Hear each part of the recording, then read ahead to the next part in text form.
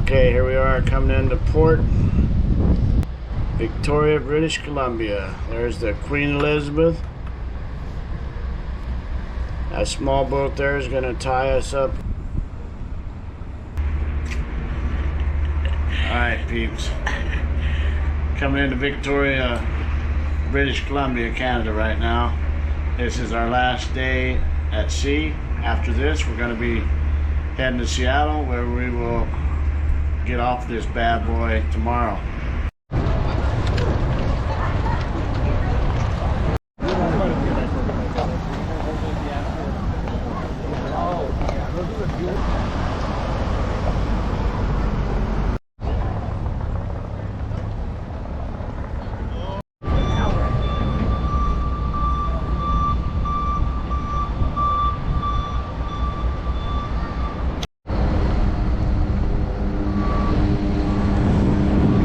Hey, you.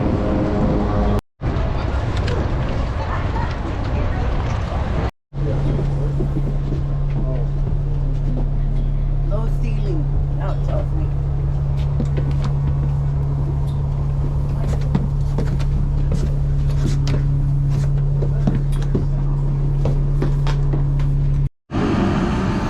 You said the shops were that way, right?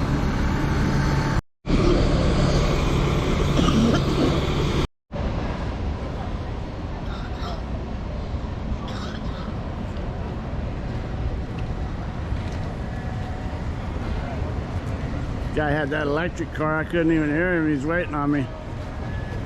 I didn't even hear electric car. Oh. What's that? He said they're waiting for his bathroom.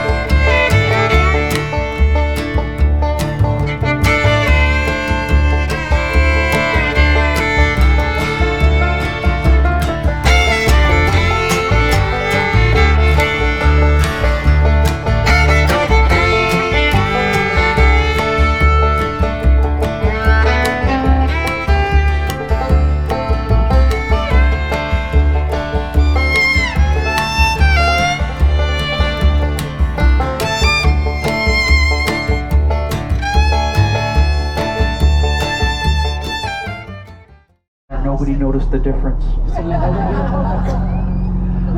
Okay. So Rattenbury, fast forward to late 1920s, Frances Rattenbury's attending a party at the Empress Hotel.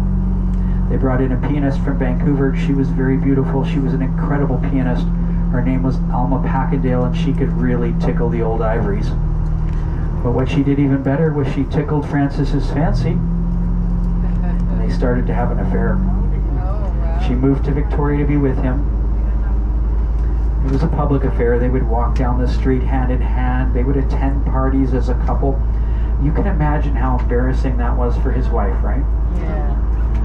So Francis, of course, asked his wife for a divorce. In the 1920s, divorce was very frowned upon, so of course, his wife refused to give him a divorce. So what did Francis do? He did what any sane, rational person would do in that circumstance. No, he didn't kill her. He moved his lover, Alma, into the family home.